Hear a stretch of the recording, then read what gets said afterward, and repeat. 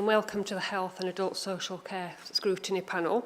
The first order of the meeting is to appoint a chair for today's meeting. Would anybody like to nominate? Can I nominate Councillor Monroe? I'll second that. Thank you. Councillor Monroe, would you like to come? Thank you.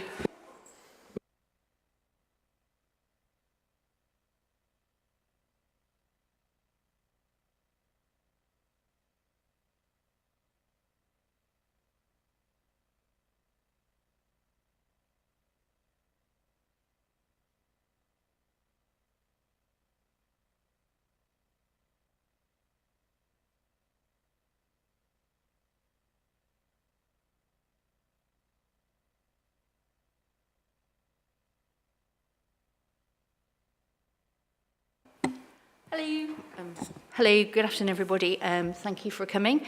I think we just need to start with some introductions, please. So, Helen, could we start with you, please? I'm Helen Clay, I'm a voluntary co-optee.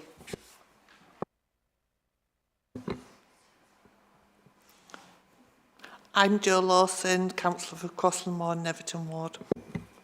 I'm Beverly Addy, Councillor for Combe Valley Ward. So I'm Angie Craig. I am the Assistant Programme Director for the Non-Surgical Oncology Programme at the West Yorkshire and Harrogate Cancer Alliance. I hope you got all of that.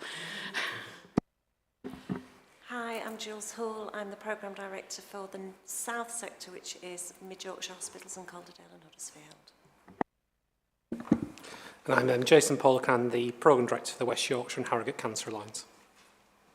Thank you very much. We've also got apologies today from Councillor Itrat Ali, Habiban Zaman and Councillor Bill Armour.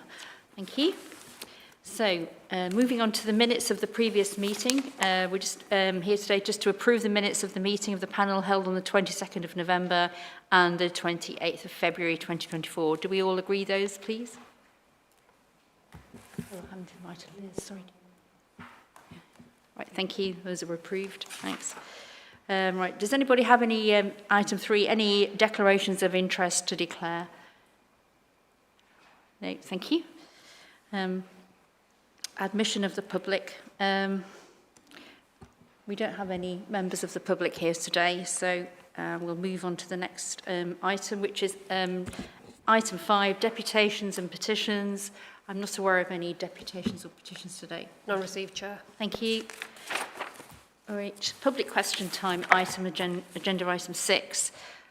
Again, we don't have any questions from the public, so we'll move on to the agenda item today, which is agenda item 7, non-surgical oncology. So I'd like to invite our representatives who very kindly attended today to just talk us through the report that you've very kindly provided, and then I'll open up to questions. Thank you. Okay, so I'll start, if that's okay. What you've got in your pack is an engagement report from some of the engagement we've been doing with our work on non-surgical oncology, and then an information pack about how that might affect the residents of Kirklees.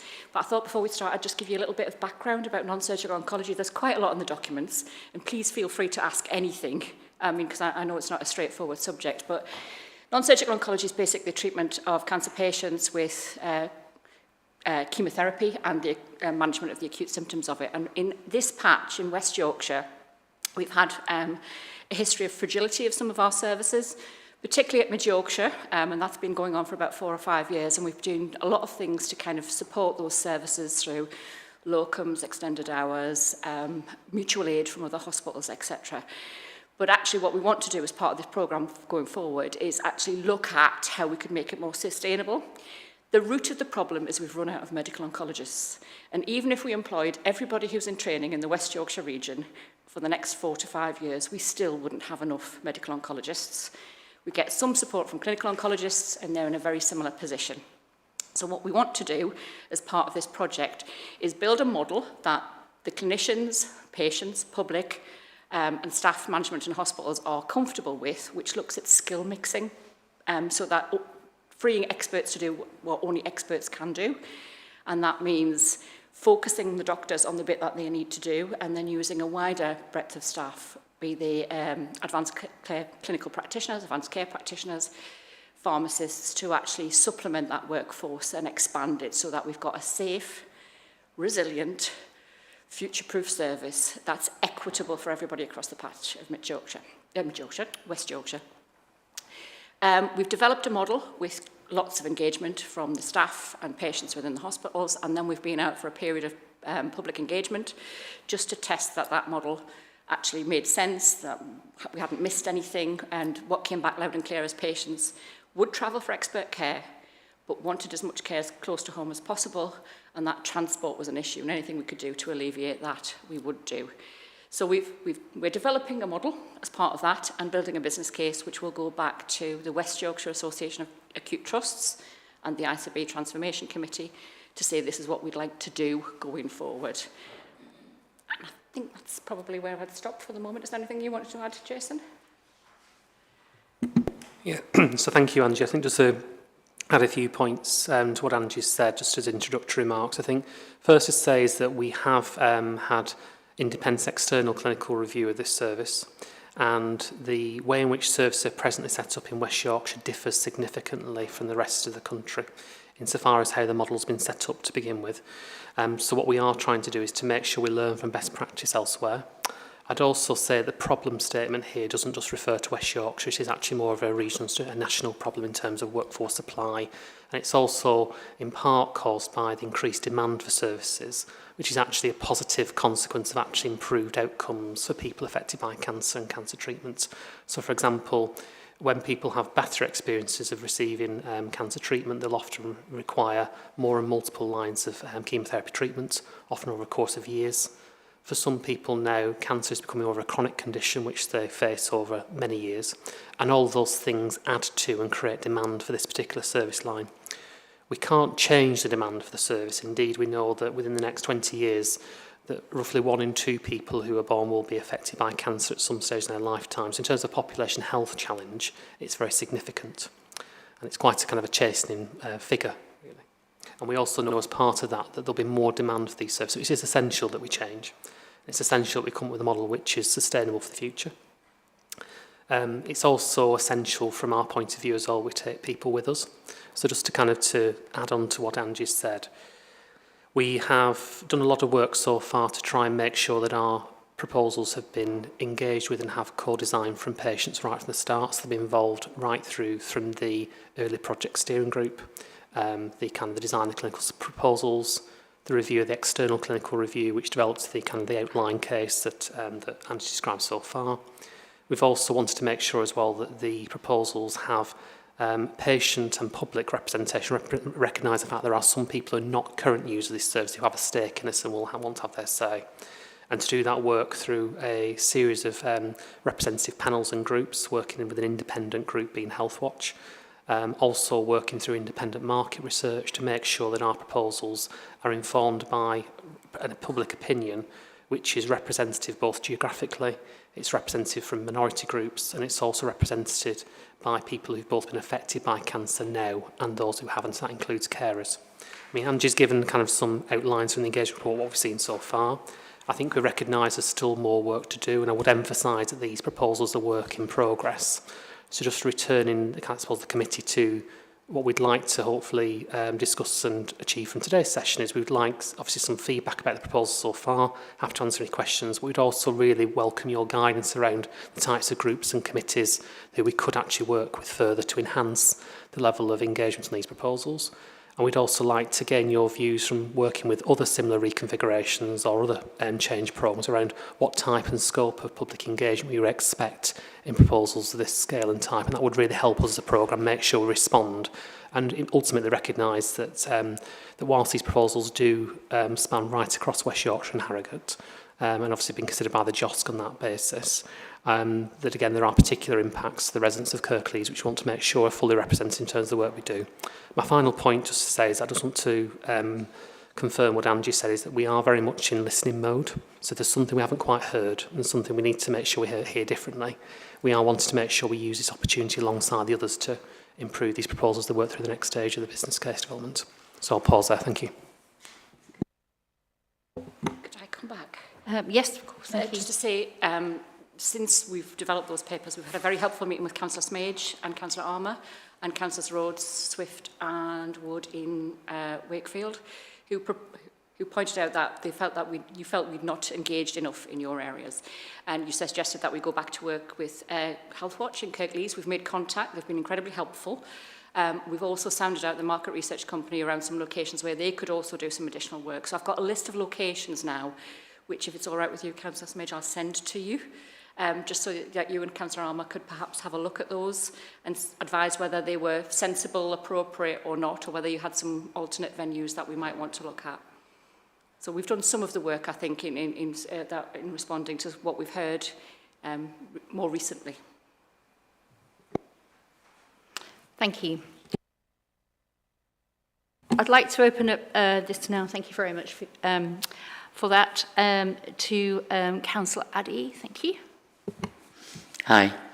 We're first going to come in on the engagement thing, which you already seem to have been looking at, but we're conscious of the timeline is not massive, and we're really interested to see more cancer care users with more open questioning, because the questions do seem to be very leading, very on the, you know, here's something that everybody would expect to want.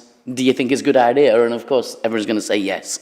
So I would like them to bring the issues to the table rather than going to them with issues in mind, and let them tell you what they're, you know, based around what you're working to. And we notice that you've engaged with Kirklees Healthwatch. We think that's great. Obviously, we'd like to see further work with them, which sounds like you're doing. So that's very good to hear. But that very much open questioning is something we'd like to see. Just on the back of that, you also mentioned the addiction and high risk of homelessness.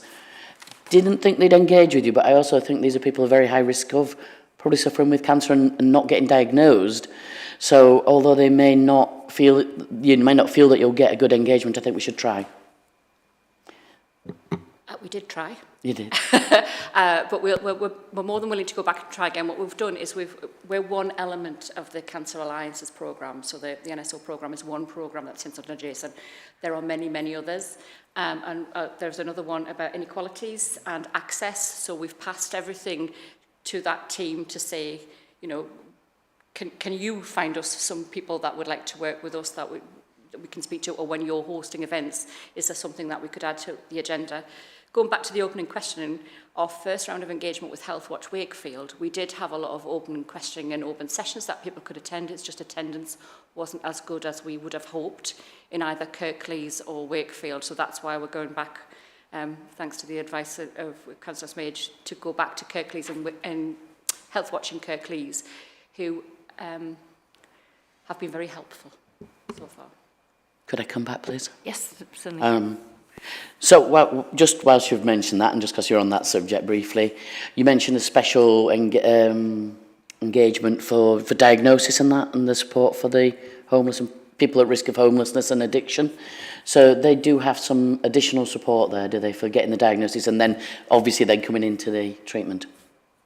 So this isn't a report, but I'm happy to elaborate on this. So we, one of the particular cancers whereby those particular communities are more affected is actually in head and neck cancers. So we've done a separate project actually to look at the inequalities faced by those two communities, what we can do to promote access and people to come forward, and actually what we can also do as well to reduce barriers.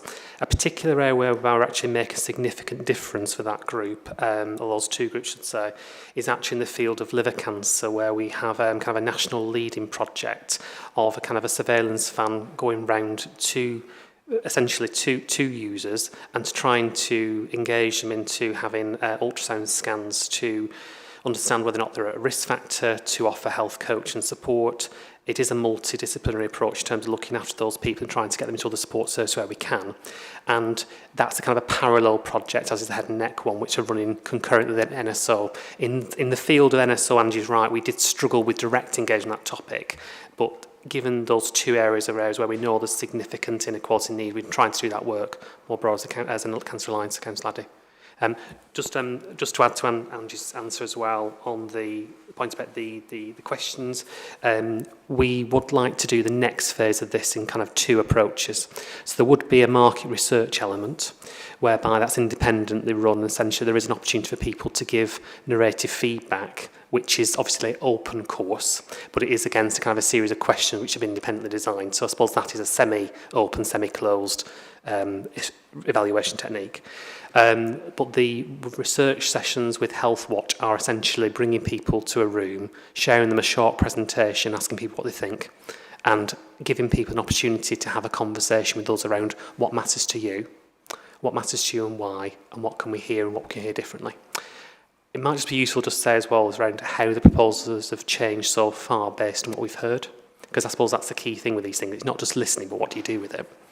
So at the start of these proposals, the focus was very much on the inpatient acute oncology elements. What I mean by that is, where do patients go if they are experiencing significant effects from their treatment, or they're experiencing essentially consequences associated with the underlying cancer diagnosis, and that can include palliative care requirements. And there was a heavy focus on the number and location of the inpatient resources. Now, what we heard from people right through is that is important, but actually what's more important to them are issues such as where chemotherapy is available and what can we do as a health system to actually deliver more chemotherapy close to home. What can we do as well to make sure that there's not unnecessary outpatient appointments taking place, whereby people are going to the hospital essentially for routine follow-ups, which could be done in a different way, be that by telephone call, remote monitoring, or indeed actually a less frequent form of attending hospital to avoid unnecessary travel. And we also heard people the issue of transport is a key one for them. So essentially what you see from proposals is a much heavier focus now on trying to deliver care close to home. We've worked really hard to make sure that chemotherapy can be offered equitably and locally, and indeed more locally than is the case now. That also includes access to clinical trials to make sure if you're a resident of Kirklees, you've got the same access to clinical trials if you're a resident of Leeds or Bradford or indeed anywhere else. And essentially those are key changes and improvements which have come to the model directly from hearing both from patients and the existing work so far. That said, I just want to concur, we recognise it's a journey and we haven't done all the patient engagement yet. Thank you. Thank you for that. So I'd just like to ask the next question regarding EPROMs, page 37 of your report. How can you assure us that all patients will be able to report via the tools that you're going to provide and record how well they're feeling? I mean, for example, some elderly people, they may not know, they may be feeling okay, but they may not know, for example, that their pulse rate has gone up dramatically, or that their tongue's coated white, or which both may be linked to their whatever their disease they have. So how can you assure us that people aren't going to fall through the net with this? Thank you. Thank you for that, if I can help answer that. So the EPROMs, as you're absolutely right, is a digital platform where people fill in their symptoms, and it's an option, it's not an opt-in or opt-out. So we know from work that's happening across the UK that are already using EPROMs that 60% of patients actively use that EPROMs, of which there are older people in that as well, but of course then that leaves 40% of people who are not. So in our pathway mapping, we've done individual, when I say tumour sites, so breast and lung, we haven't said everything's the same. We've done each individual disease site of where the cancer can be, to look to see how we report those symptoms and what team are available. So the specialist nursing team, which will also have physios and dietitians and speech and language therapists in them, that team is always going to be there. And the patients still have the phone number for the acute oncology team. So where we do individual assessment, we'll discuss with the patient about whether they wish to use the digital technology, because it'll be accessed through their NHS app.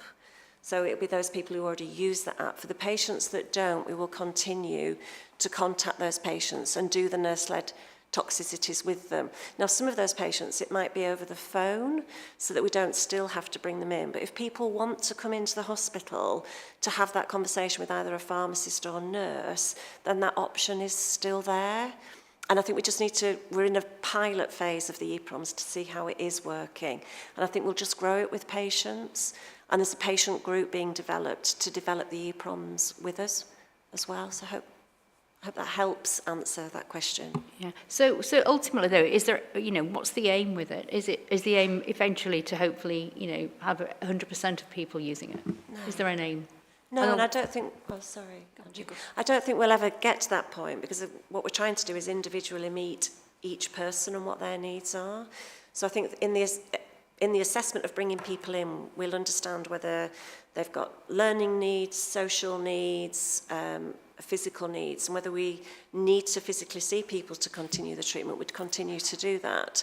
But where people are saying, well, actually, if I can electronically fill in my symptoms and it goes to a dashboard and we can just communicate through the digital platform, then there's people saying they would rather do that, because we are asking people to take a day off work to come and see us for some assessments, or get 3 buses, or in their routine appointments. So I think where people are asking that they don't need to come in because there's a robust assessment and touch points, but that we will never do a standard all opt-in or all opt-out. It will be individual patient preference at the very beginning of when we see them.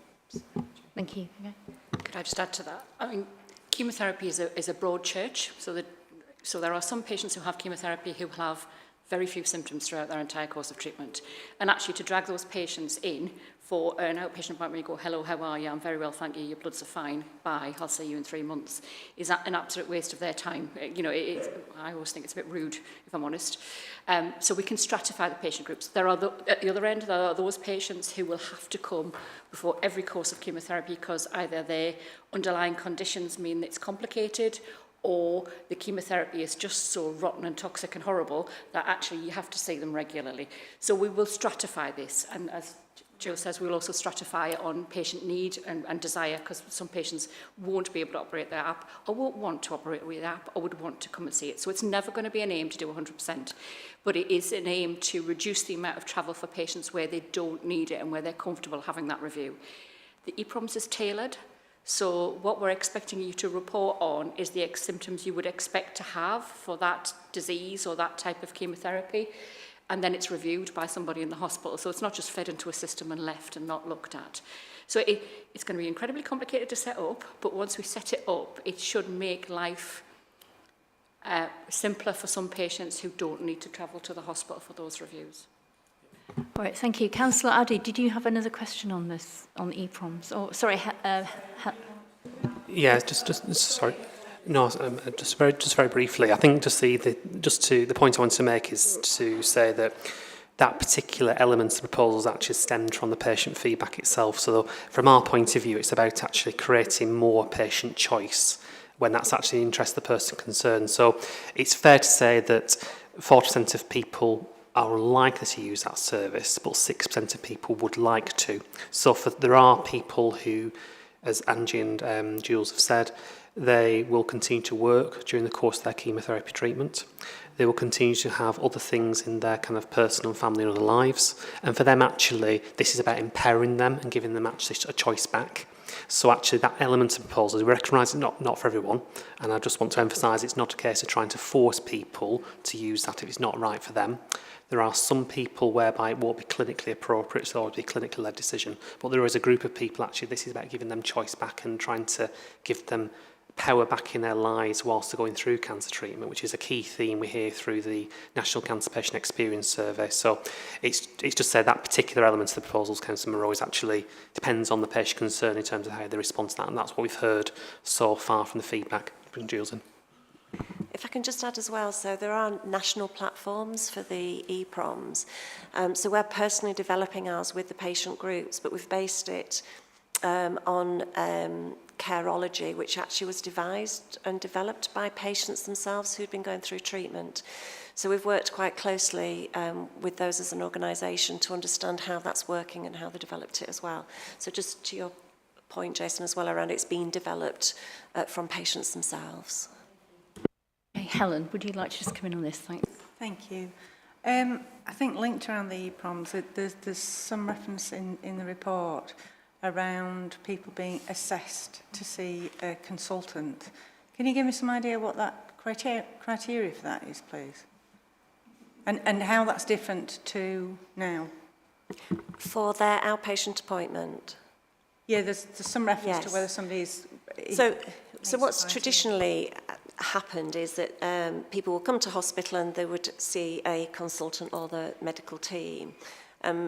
So part of the question, I think in the same way of the EPROMs, is where there is somebody who's got complex treatment or complex symptoms, those patients would continue to be seen by their consultant.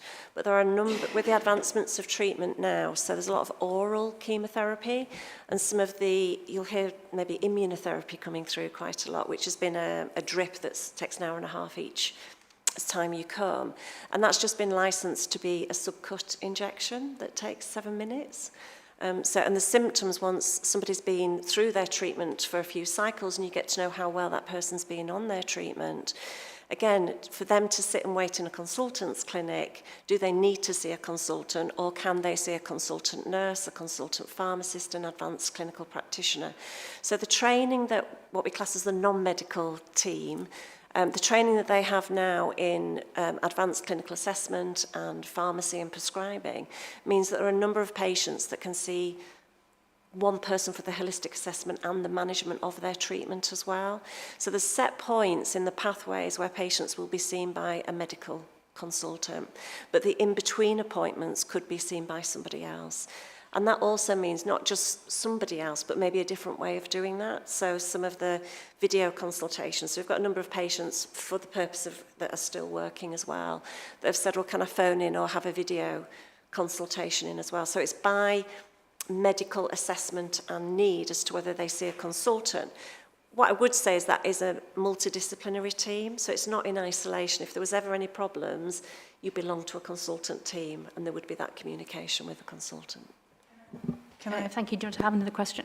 Yeah, please. So in terms of what you've described there, I suppose my interest is who's making that decision as to whether, when or if you see a consultant, and also when you were doing your research with current patients, was there a reaction to that when you explained that to them and said that how and when they see a consultant may change? Yeah, so when the patient comes through and their individual treatment plans, it's discussed with the patient about what their follow-up will be. So we've done quite a lot of research as well around giving information and giving results around who the patient feels confident that that should be with. And a lot of the patients are saying, as long as I've got confidence in the team and I know who that team is and there's consistency of the person contacting me, then they're very happy and feel safe and secure with that team. So I think there's been a lot of positive feedback. But again, it's on an individual basis. It's not a opt-in, opt-out, that you're on this pathway and therefore you see this person then and this person then. And I think this is where the EPROMs comes in as well. So, and I know not everybody will be reporting it electronically, but if somebody's showing some symptoms early that we wouldn't be expecting, then that would be a reason for us to get the team involved, and then whether we needed to get the medic involved or which team member that would be. So it's not a carte blanche, one or the other, but the decisions will be made with the patient that should they go through their treatment in an expected way, then this is who they would see, but it would be on each individual assessment. So there's what we call a toxicity review before each treatment. Every patient is reviewed with their bloods and how they are. So should that change, then who sees that patient would change with them as well, and that wouldn't be in question. So just to, sorry, clarify. So it'd be the consultant and the patient would make the decision together about when they would be seen next and by whom. Okay, and that was discussed in the, when you've been doing your research with patients and in the other research? Just to briefly say, actually the feedback we've done with patients so far has actually shown a preference for that model. The reason is that the current model we had before we contemplated the change, we had a lot of locum consultants, so what patients were struggling with was lack of consistency of clinical approach. So you may see a consultant, but it was a different one each time. And so from a patient's point of view, is how many times I tell them my story? And do I need to tell my story more than once or each time I go? So actually, from a patient's point of view, the majority, except all these things are never 100%, not but the majority perspective so far is that provided the conversation is between the consultant and the patient, it's a choice together. provided it's clinically led, has been indicated by Jules, and indeed actually that gives confidence to the person. They're going to see a familiar character, something they can build confidence in, something they can talk to, something they can be honest about their symptoms. Actually, that's preferred by patients. Actually, what's not required by patients to see somebody who's called a doctor every time. What they need to see is somebody they can talk to and to go through relevant symptoms. What's also keen to say as well is that if, as Jules has said, if there's anything unusual which happens, or if there's a particularly complex pathology, or if there's something which causes concern, they're always as part of a consultant-led team. So it's always be clear that that person's always there. Ganjin. Okay, Councillor Addy, do you want to come back on this? Okay, thank you. Yes, thank you, Chair. Yeah, I think you've answered quite a bit of what I was going to ask about, but I'm really pleased to see you've got a patient group helping to develop this in a pilot kind of way. One of the concerns was a similar vein, who will trigger an in-person meeting? Will it be easy if the patient just says, I don't want to talk on the phone anymore, I don't want to do that, I want to see someone? And also you mentioned the electronics. If they're reporting, but they're not triggering an in-person meeting, there is somebody actually monitoring that closely so that that will prompt, no, you need to come in and see us and have some more tests, etc. And also with the engagement on this very specific thing, that you have got a wide breadth of ages, not because I imagine that there'll be some people saying they don't particularly want to engage with it, but you have to get those people to try or somehow, you know, get them involved in this piloting, because otherwise somebody later on will say they want to, and you won't know whether somebody who's 75 and maybe just missed that digital revolution thinks they can do it, but then finds themselves on their own at home without that support. So it's sort of a two-prong thing. Shall I come back in there? My mum's 81. She uses the NHS app, so I'm not convinced it's an age thing. I think it's more of an attitude thing, if I'm honest. But you're right. We need to make sure that we're involving those patients and public in the development of it so that we cover as many bases as we can and make it as simple and usable as we can. Kind of going back to your point about you can input and input and input, you would never not see anybody, because you would see somebody to decide what treatment you were going to have. You would attend the unit to have that treatment. You know, we wouldn't plan for anybody to go through all of their course of treatment and not see anybody. So there would be the initial treatment planning, you would see somebody at the unit, if you were fine all the way through, but you'd still see somebody at the end to say, we're finished now, and this is what you can expect to happen. I mean, cancer services are really good at providing information and support for patients at the start of treatment, during treatment, and what to expect off the end of it, and that would not change. And we're talking about this as if it's a brand new model. It's not. So in each of our hospitals, we've got a blended workforce anyway, because we've had to, because we've run out of various bits, and the constraints around our medical oncology for workforce has been in place for some time. What we haven't got is equity. We haven't got every team working in the same way to the same standards, and that's what we're going to try and do as part of this, to make sure that we spread that equity of access as fairly as we can across the piece, because the numbers of oncologists per 100,000 population are not evenly spread at the moment. So we're not achieving what it's safe, but we're not achieving what we would like to achieve as part of our cancer care. I'll just come in on a quick question. So can you just tell me what the current waiting time is from referral to treatment, cancer treatment? Thank you. Sorry.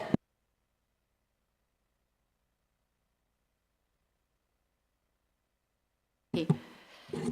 Yeah, so I'll just, in that particular question first, there's a specific cancer waiting time standard which applies for the date of a decision to treat being made, which is a discussion between the clinician and the patient, and the date where that first definitive treatment for cancer occurs. So that can be, for example, chemotherapy, it could be radiotherapy, it could be surgery, something else, but again, it's split. The operating standard for that is 96% to occur within 31 days. There are a number of national cancer measures, and there are 3 which are in particular relevant to this journey. First one is when a person comes through the door and again has cancer symptoms, what we aim to achieve is for 4 out of 5 of those people to actually understand whether or not they do or do not have cancer within 28 days of the initial referral. The 31-day standard applies to when a cancer is diagnosed and a decision to treat is agreed with the patient through the date it's been achieved, and that is a 96% standard. And looking at the whole pathway together from a patient's point of view, that's essentially to occur within 2 months. So ultimately, from the day that a patient's first referred to the date that they receive the first definitive treatment, that should be a 2-month period. And then the operating standard for that NHS constitution is 85%, but at this stage, again, the NHS is achieving a lower figure of 70%. What I would say, that's the 7% figures across the country, is that actually there's a higher figure in this part of the world for that, the delivery of each of those 3 standards. And indeed, Caldell and Huddersfield Foundation Trust actually has one of the highest rates of cancer waiting times achievements in the country as it presently stands. So in terms of answering your question, we do feel that this will make the 31-day standard in particular more sustainable, because what it will do is it will make sure is that when a decision to treat is agreed with the patient to when we first deliver chemotherapy, we're clear about who that patient's been assessed by, what treatment course has been prescribed. Back to Councillor Addy's point, the broader needs that person through something called a holistic needs assessment, and make sure we schedule that treatment on a day and time that suits the individual concerned. And we think that these measures will actually help us with that, and we do keep all the cancer waiting times under very close review. So, sorry, slight detailed answer, Councillor Monroe, but hopefully that answers what you had in mind. So it's not necessarily speeding up this process, it's just you're just aiming to get to a 31-day standard? I think what I would say is that the actual, what we're trying to achieve is make the national cancer waiting time sustainable, but from a patient's point of view, what they have seen in the past is long waits in outpatient clinics, and when they attend the chemotherapy units, long waits to receive their chemotherapy treatment.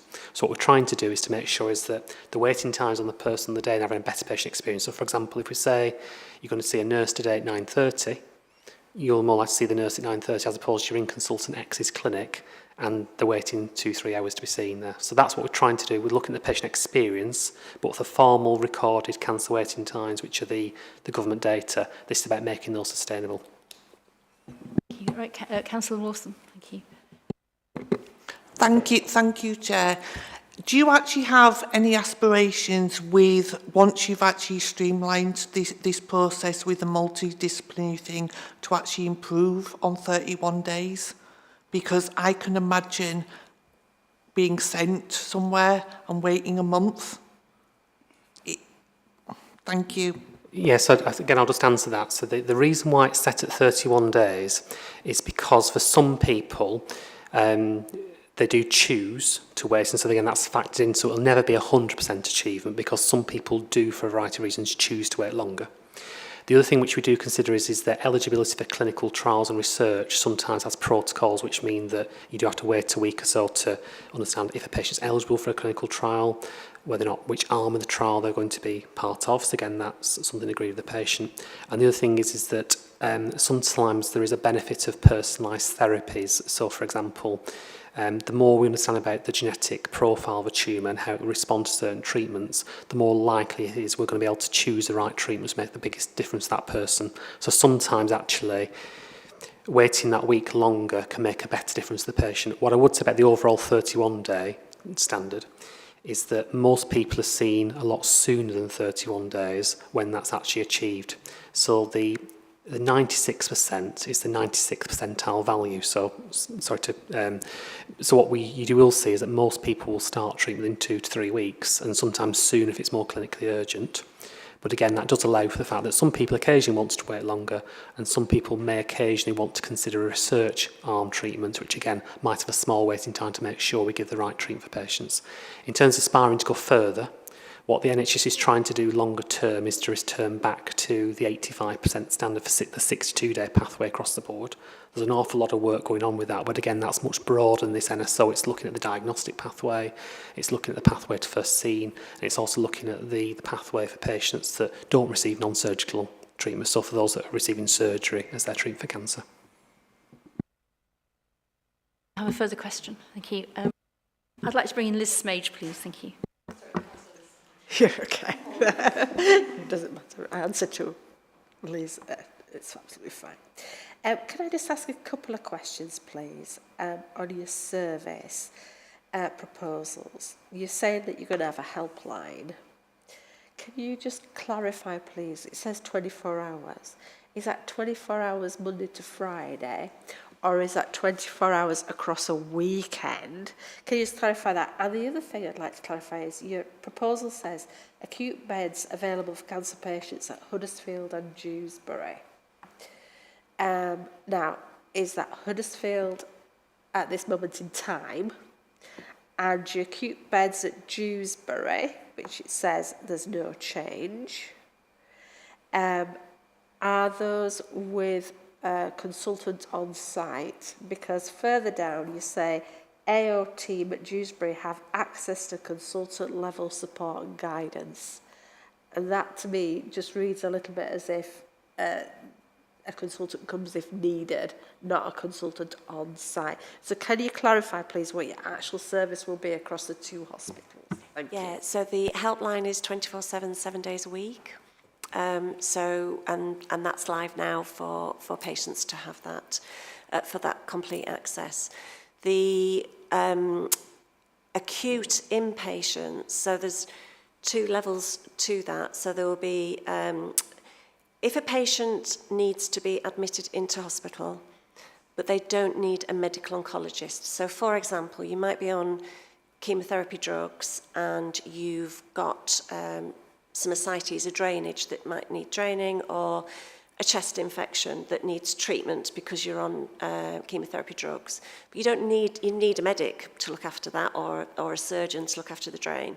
So you would come into your local hospital and you would be under the care of who you came in for that, with the support of what we call the acute oncology specialist nursing team, which are nurses as well as advanced clinical practitioners. So if there's then anything specific to the cancer or any further support for the next treatment, then those patients have access to those teams to make sure continuity of care. And that's the same, so whether you are then admitted through an A&E in Mid-Yorkshire or in Huddersfield. If you require a medical oncologist to care for you, then the dedicated bed base that's not in the rest of the hospital will be Huddersfield. And those consultants are currently offering or delivering all the treatment to our patients across our patch, so it gives continuity for patients so they have the earliest treatment under the team that are already caring for them. Should you be a patient that's in the tier 1 patient, so you've come in but don't need a medical oncologist, but something should change, then that's why that acute oncology team are there then to give the input to those patients, either remotely through linking with the team. If the patient needed to transfer in, then we would transfer that patient. But we would keep patients closer to home with the right people seeing them for what the reason is that they've come in with. Does that help? Yes, so if it is an inpatient needing oncology support, it's CHFT. If it's a medical issue, you can be admitted into Dewsbury. Yes.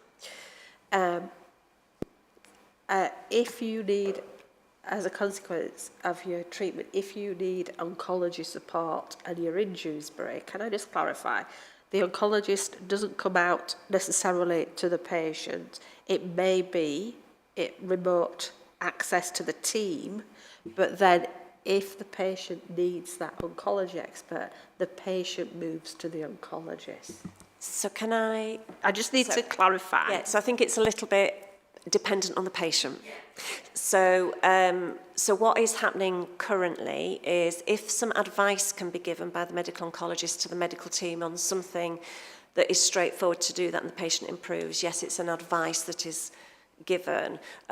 The medical oncologists do clinics in Dewsbury, and what has happened is that a number of those medical oncologists, when they've been there doing clinics, actually go onto the wards to go see those patients, and that's happened in and out of hours as well. But should a patient need direct acutely treatment that can't be offered at Dewsbury, then we would transfer that patient. That obviously is discussion with the patient and their family as well, and I know a number of patients have said, if I was really ill, I want the right people caring for me, and that I'd be prepared to travel for that. For those patients that wouldn't be well enough to travel for that reason, then on those instances, there's been direct communication with the medical oncologist for that patient's care. So I think it's on an individual basis for that. So can I just clarify that as well then? If a patient, I can fully understand the patient wants to be in the right place for their care. I can fully understand that. But if the right place was either CHFT or Leeds, the patient could have a choice then of going to Leeds if it was nearer for them to be transferred to. Because there's a lot of North Kirklees in actual fact that Leeds might actually be easier for people to get to. They can, but the team providing their day-to-day care for their chemotherapy were from CHFT. So the risk in going to Leeds is nobody knows you and nobody knows what's going on. However, we fully recognise there are patients who have had experiences that they'd not like to repeat in some of our hospitals. And we see, we've heard that as part of the public engagement. I'd rather not go to X because the last time it was. So we will accommodate that where it's safe and appropriate to do so. Okay, thanks. Now, sorry, go on. Just to add to that, there will be a number of patients that will still go to Leeds. So for rare cancers, so head and neck or some of the pancreatic cancers, their treatment is at Leeds. So if they are unwell, they need to be under the consultants who are already caring for them. Or if they're on radiotherapy, or if you've so like an emergency, a spinal cord compression, we would do all the investigations local to that patient. But if they needed radiotherapy for the spinal cord compression, they would go to Leeds as well. And that isn't changing. That stays exactly as it is. Okay, thank you. I think maybe your summary on your slides just needs a little bit of qualification on that, please.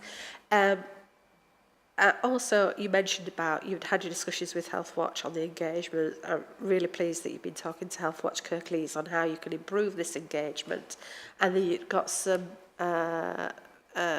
places in mind where you could. I wonder if you could just give us an idea of the type of places that you would be talking about. You don't have to be specific, but the type of places that you're talking about. So the committee can get that flavour of engagement going forward, please. Yeah, just whilst, so Angie does have a list actually, so we were mindful that it may come up in conversation, but essentially what we're trying to do is we picked up for the first round of engagement the choice of venue, although actually was chosen by Healthwatch Wakefield, wasn't necessarily a community location which was going to resonate. We did also do online version as well, because some people actually prefer to engage in these things online. Some people prefer to come to a meeting, but some people prefer to do online, so we offer both.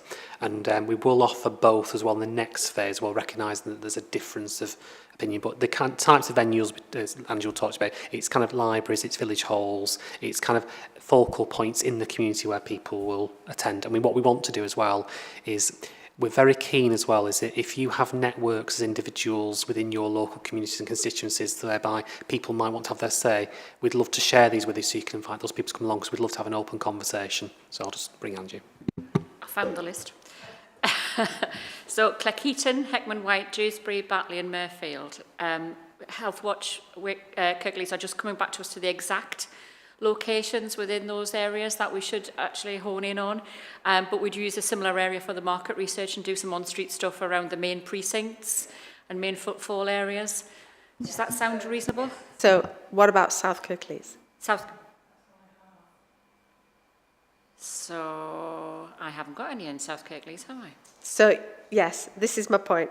I'm glad we asked. I will leave others to question because yes, I would have expected it to have been across. So I just want to say is that it is work in progress. So we very much would like to give the committee the assurance that we will want to make sure it is representative in the community, full community of Kirklees. Just on the point about the market research, because I know another point which came up in the Joint Health and Overview Scrutiny Committee was about the numbers, which are going referred to in the report. So again, so from a statistical point of view, the current number of people we've spoken to can give us a resonance sample of what you potentially would hear if you spoke to more people. That's the statistical answer. That said, we do accept the fact is that speaking to an X number of people within a given town or community is unlikely to generate that view that actually have we heard as many voices as we can.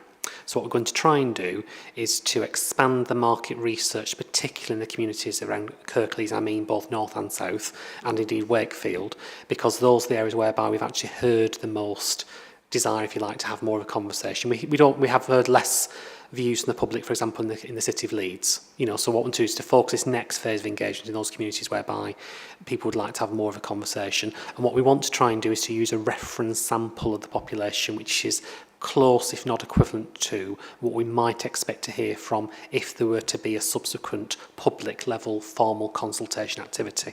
And the purpose of that is to give the committee the assurance that if we're not hearing from enough people now, and that's partly around we need to hear something more and different, then we do that work first.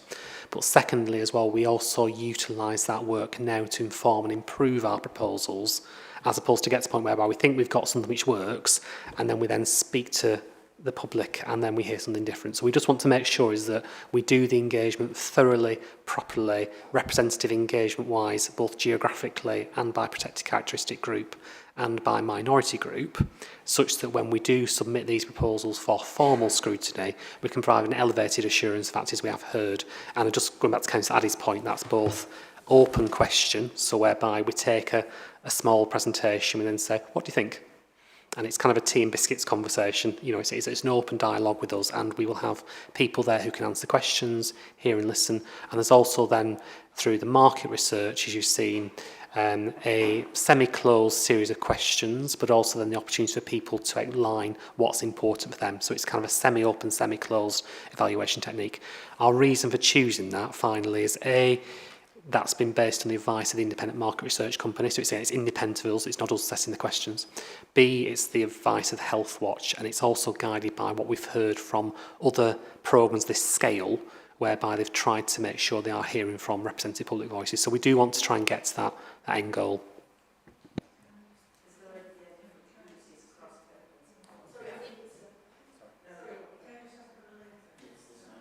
Oh, yeah, I think, sorry, it's Councillor Addy first. Sorry, thank you. Thank you, Chair. It's just to go back to when you were talking about whether the oncologist was on site and that and people moving. It just seemed a good time to come in and mention your reference to records, because if people choose to move between related hospitals under the same trust, even then there's been issues, and certainly if people opt to go to Leeds. You've mentioned improving that sharing of records. What's on the cards for that? I always get the digital ones. So I'd love to say that we are going to solve the problem of being able to access records between hospitals smoothly and seamlessly, but that's a bigger project than probably my lifetime. But we are working with colleagues at the Yorkshire and Humber Cancer Record to see what you can see in each organisation to try and smooth that out. And then the biggest one for us is we are in mid-procurement for a chemotherapy system, which means across West Yorkshire, every hospital will be using the same version of the same system in the same way. So at least for the chemotherapy treatment records and supportive kind of review records, everybody would have access to that system, and that would make that element of the care much easier. Can I just add in as well for us in the South sector? So, not that I know all the details because I'm not as digitally savvy, but robotic process animation, RPA. Yeah, so we're looking at using sort of digital robots within systems that recognise a person and the different appointments. So of course, somebody doesn't just have cancer treatment, they might be under an orthopaedic person as well, or in different hospitals. But it'll start to help us recognise the whole picture of a patient, and it's the robots speaking between the systems to make sure that if something's happened in one hospital where the systems don't talk, then there is summaries and information that gets sent into that other system. So we're doing quite a lot of work regarding the RPA as well. Yeah.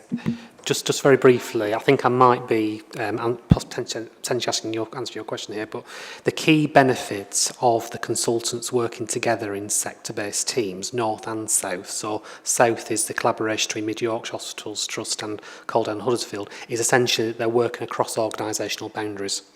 So ultimately, going back to the conversation about acute oncology, if the patient ends up in Dewsbury or in Halifax, if they're a local resident of either, essentially those consultants will work as a team across those two organisations, so you're less likely to have the scenario whereby I've gone to a different hospital than I usually do, therefore I have to start my story from scratch.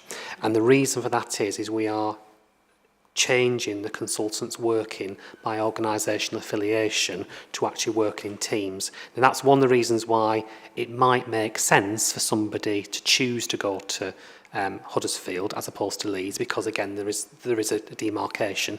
But that said, if that's that person's choice and that's right for them and it's safe and appropriate, there is that choice there. Sorry, you probably want to ask a different question. Okay, Councillor Addy, you've got Thank a you. further question. Thank you. Just to follow up, I think we really would like to see, hear back more as this progresses. So I don't know what your timescale is, but when things have got a little developed, because record sharing across all services in the NHS has proved difficult for people often. And just on the other part with Kirklees Health Watch, I'd very happily help you with some ideas for good places where you'll get lots of people of different demographics to contact in South Kirklees. So please do contact me directly, and I'll be working with the area hub and place-based officers to supply you with some venues and that. It's no problem. I think that's all right. I think that's it. Thank you very much for coming. And sorry, I've missed.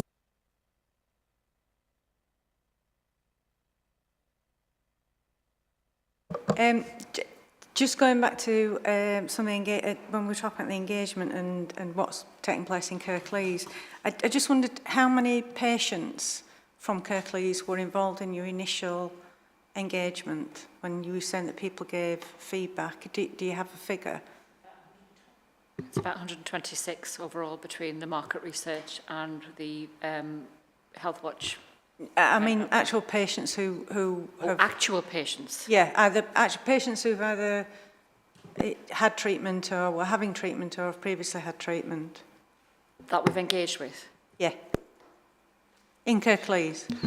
To be honest, I think try not to avoid answering a question. We do have that answer within the engagement report, but we'll have to come back to the direct answer. So we do have a precise number, but what it is that the market research we've done, we did ask as part of that, ask the person if they'd either had cancer now, or indeed a member of their family had, or indeed if they'd had cancer in the past. When you say the market research, do you mean the six or seven people that were asked? No. In Huddersfield, do you mean the wider? So yes, essentially there's been multiple phases of the engagement so far. So what we've done is we've had some meetings in public which were in Kirklees and Wakefield and other places to hear from people face to face. We've done a number of sessions which were online as well, whereby anybody from any place could come along.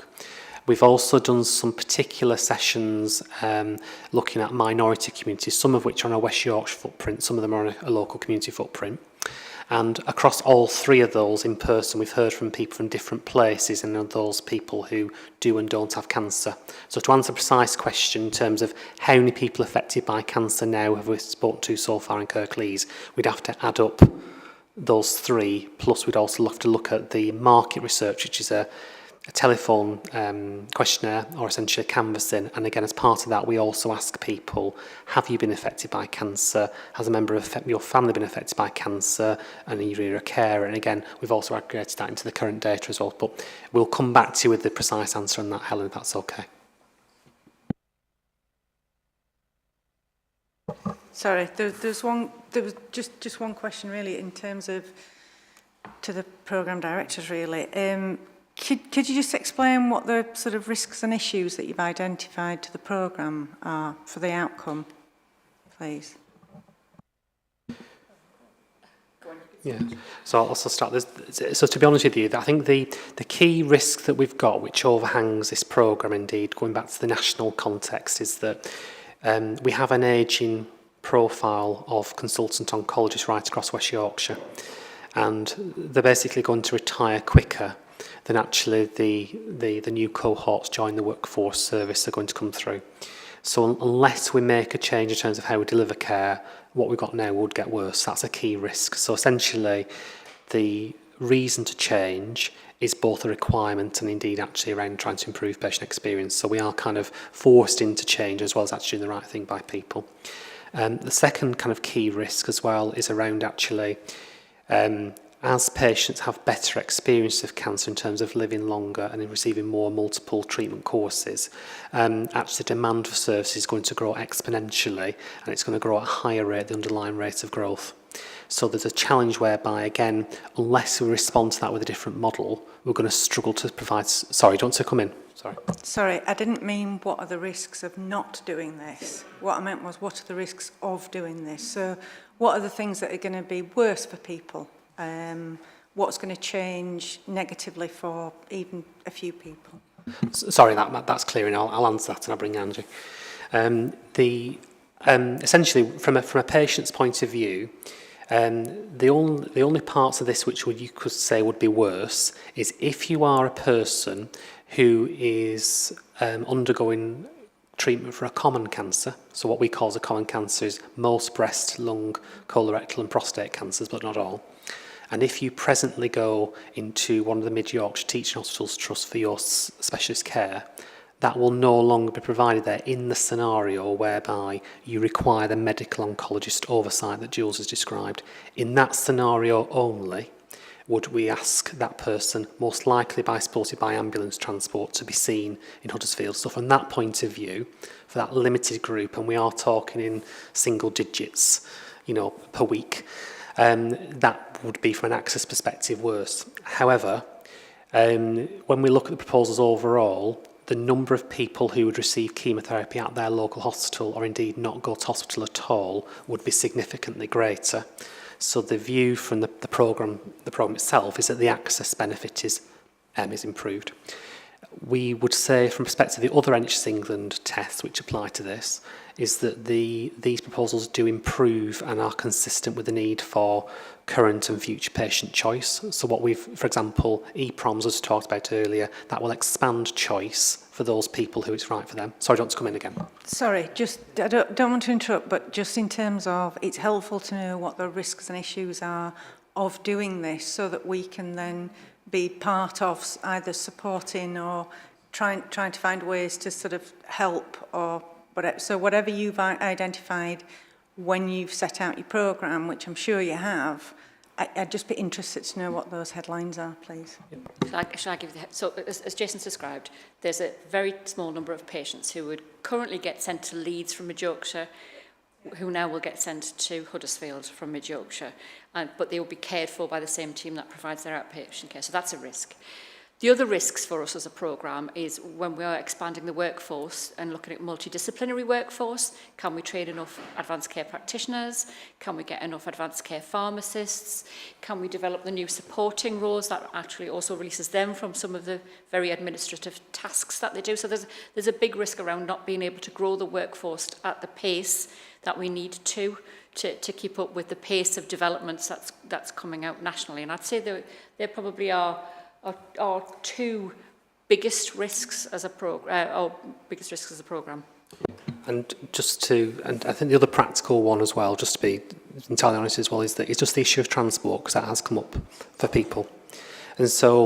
And it's important to say that the transport issue is there if you are a person affected by cancer, but also if you're a carer or somebody who's visiting that family member. So one thing we're particularly mindful of is, again, in that limited scenario whereby we're asking someone to go further away, it's not just the impact on that person travelling, it's also when they're having visits in hospital. Now, we're trying very hard to do something about that by, for example, looking at access around voluntary transport services. And we're also looking at, for example, some people who they're affected by low incomes can also receive grants as well to help them with the cost of travel and helps of caring for people. But I would say that although the balance of access is far favourable from these proposals, indeed, it will make a positive difference on transport. For that limited group I've talked about, that's something we're going to have to work hard on.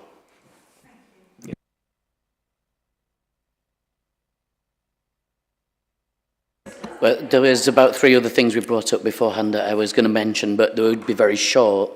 Just on the staffing issues, we note that, HCFT is doing very well on the staffing, but Mid-Yorkshire's not doing so well. So merging them officially as a team, is it going to be monitored how Mid-Yorkshire is still doing? Are they going to be treated together? Or is it just going to now be bracketed as one and we won't now see that there's this distinct lack of Mid-Yorkshire being able to bring in these specialists, etc.? So if I can help answer that for you.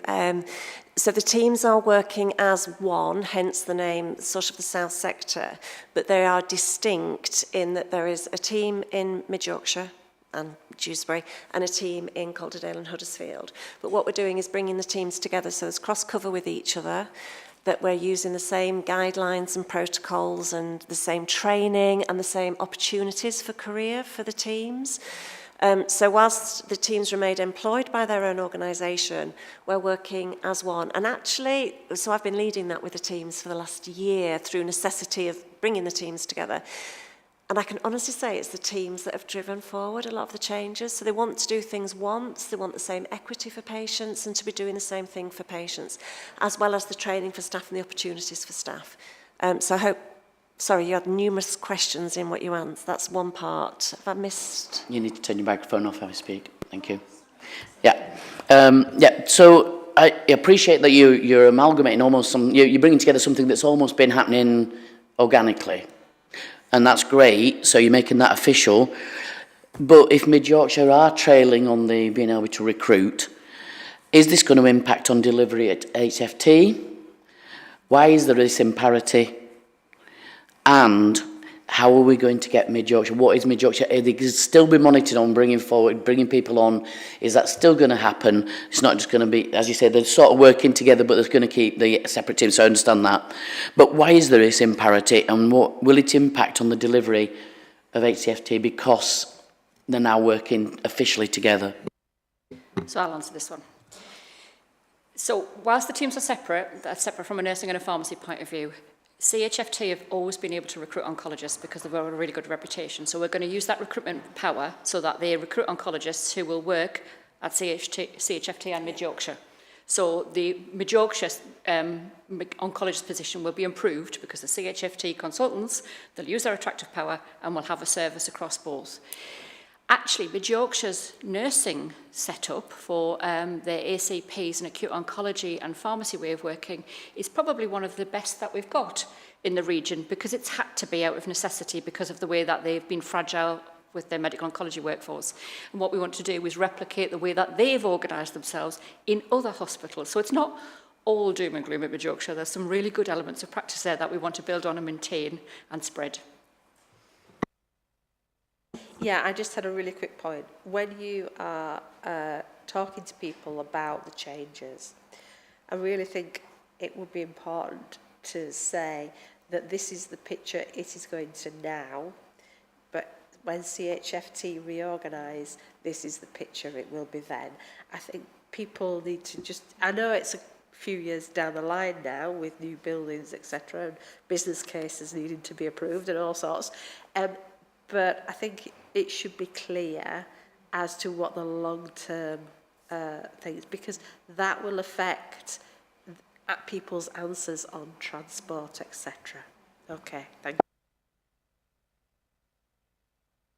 you. Just briefly Jason, answer, just in response to Councillor Smage, I entirely agree. I think one of the challenges we've had is that because our programme's been running in parallel to the other discussions you're referring to, again, we've not been able to presuppose those conversations until they come through. But again, absolutely, we want to be clear with people to say, actually, there's something that's happening now, there's something that's happening in the future, and indeed, people's responses to proposals will be guided by actually what the future holds as well as what today looks like. So I entirely agree.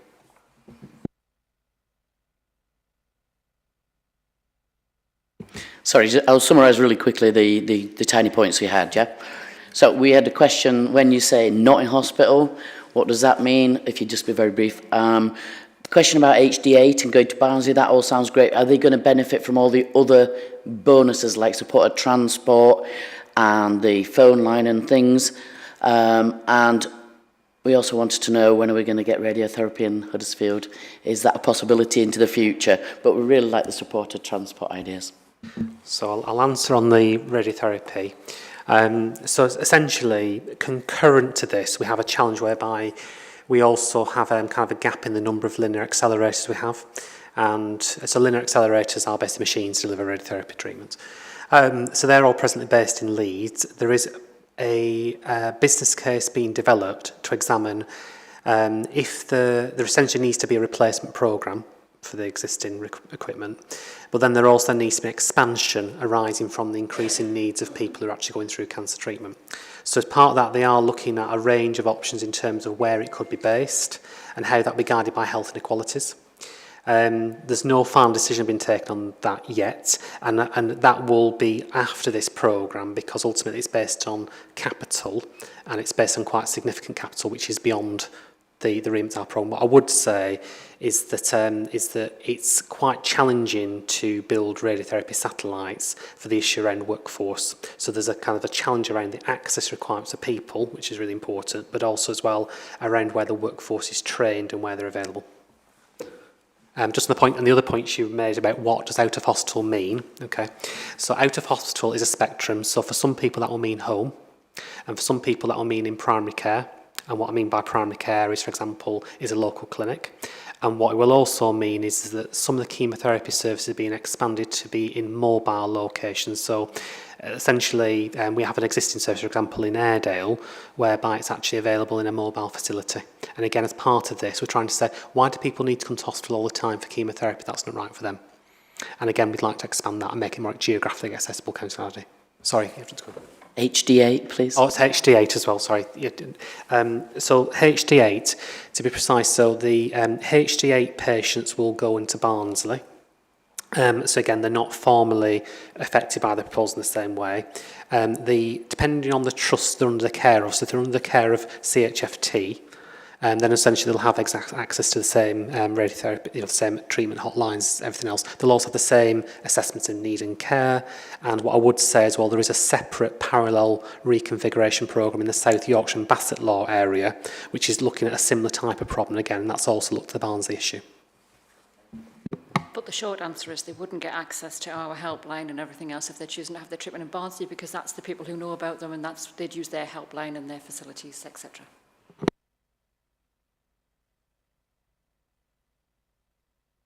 Well, thank you very much for coming and answering our questions. It's been an interesting discussion, and it's been interesting listening to your responses. So thank you very much.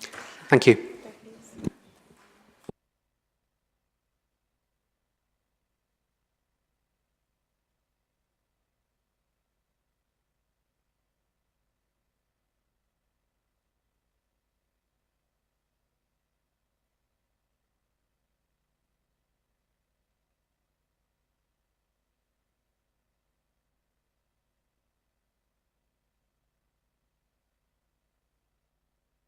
Right, okay, so we're moving on to the next agenda item, which is our work programme. So I'll just wait for Councillor Lawson just to come back.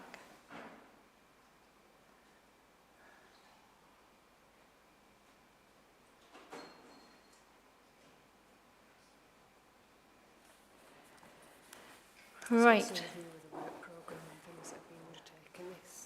Sorry.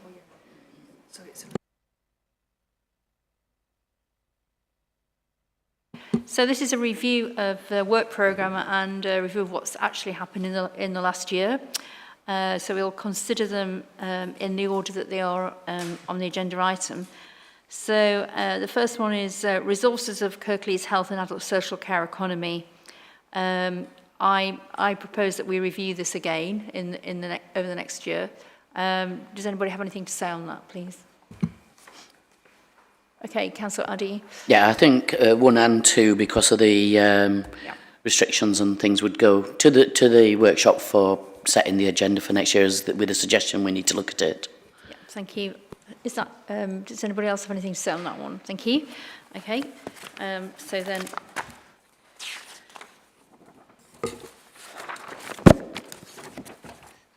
So the third item is joined up caring Kirklees. Diagnosis, I think, is something that we need to look at. My view is on this that again this needs to be included in our next in our agenda for the next year. Thank you. Yes, definitely. I think the primary care plan needs to be looked at again and make sure that's on track, with special emphasis on pharmacies because they're doing so much more and we have such difficulties. So if that can be put to the workshop as well, that would be great. Thank you. So item 4, mental health and well-being. Again, I think this needs to also be included on our work programme in connection with the wellness service. I think we need to update, have an update and request one. Does anybody have anything to say on that? As far as the older people's service is concerned, that is a Wakefield, Kirklees and Calderdale JOSC. So this panel could receive updates from that JOSC about that work. And it would be good at your workshop to get a understanding from the Mental Health Trust as to where there are pressures in those mental health services, I think, as well. Okay. I think that's an important point. Thank you. So then, so you've noted that, okay. So then item 5, managing capacity and demand.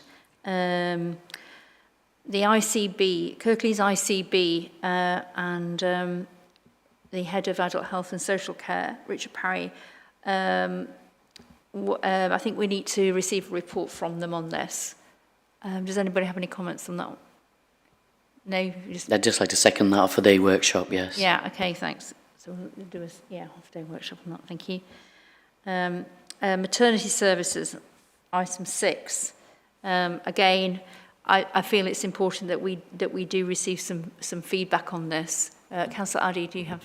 I think that's something that the JOSC are also looking at, so we can get feedback direct from them, can't we? Yeah, that's great, thank you. Yes, yes, that's noted, thank you.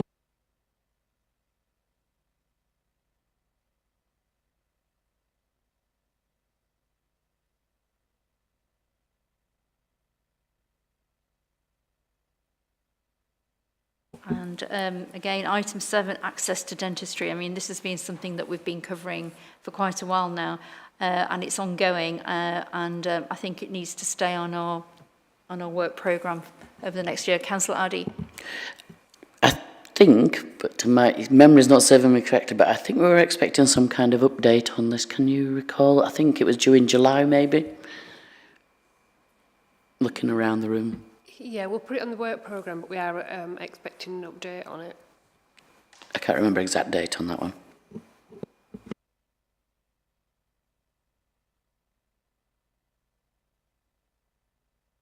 If so, we can also take the update into here and refer back to what's been said at the West Yorkshire panel.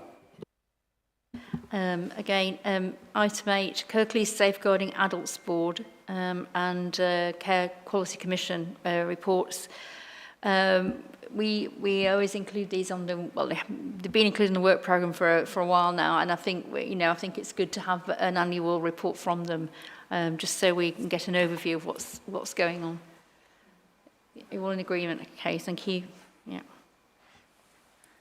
And then moving on, the CQC inspection.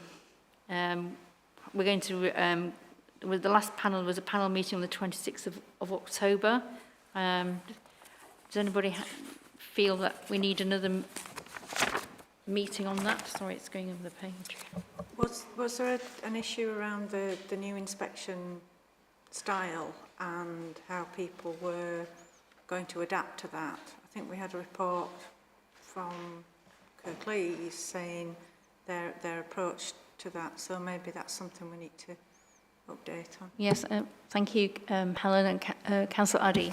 Yes, I think we were pleased with the progress that the team had made and readiness for the Kirklees inspection. Whilst we take on adult social care earlier on in the list there, we could maybe add it to that to just make sure we get an update. Thank you, Nicola. Yeah. So from the CQC, we had a meeting where they didn't attend, and it was to receive the presentation from the CQC on the state of care and the regulated services across Kirklees. That is being arranged to be move forward, it'll be proposed to be in the workshop to come forward. Okay, thank you.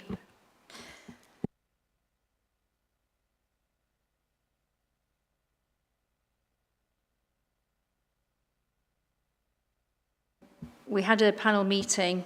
This is a consultation on the closure of Claremont House and Castle Grange. We had a panel meeting on this in November 2023, and we were informed about the plans.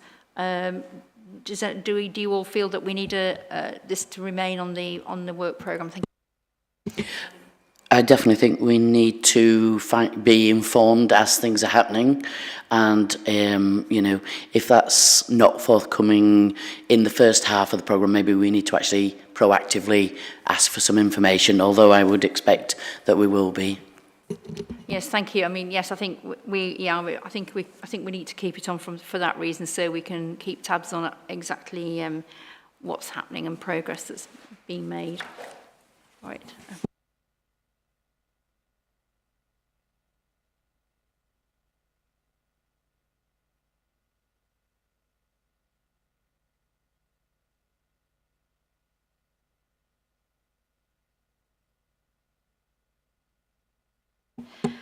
Joined up hospital services in Kirklees, agenda item 11. I think we need to, I propose that we take this one forward because we've just been hearing about non-surgical oncology services today. Sorry? Shall I come in? I'll come in. Okay, thank you.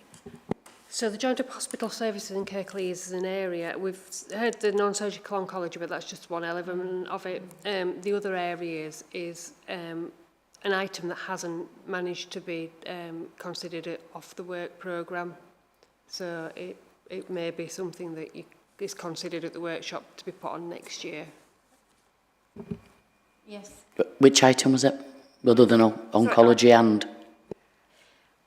It's the approach. It's the joined up hospital services. So we'll ask them what all the what all the things are in the joined up hospital services.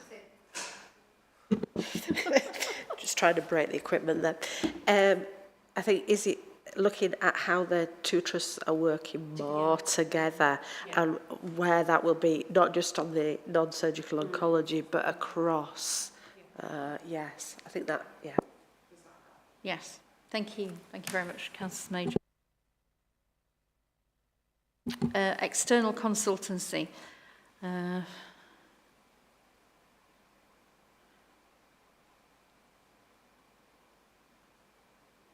Is that something we can drop from the work? Yeah, I'm just. I think we can. Yeah, I think we can just. We won't include that this year. And You find it's complete.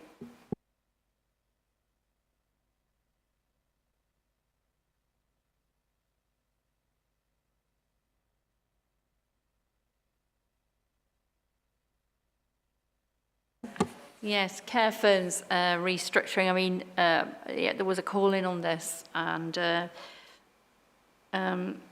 so I'm not sure we need this on the. I don't think we really need this on the work programme again. It wasn't completely satisfactory, but the conclusion. But anyway, I think we won't include that. And then finally, I think it's finally. Yeah, it's non-surgical oncology, which we've been hearing about today. Could we link this in with the one with the earlier item on about joint working? I think that could be done. We've asked for them to come back with some things, and you know, this is a work in progress, so I would like to hear more. And has this come up joint as well? So, you know, we can ask for an overview again when it's been brought to the JOSC. Yeah, I agree. Right, thank you. Did you get that? Okay, thank you very much.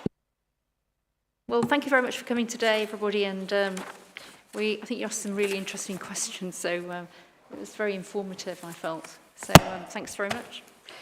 Thank you. Bye.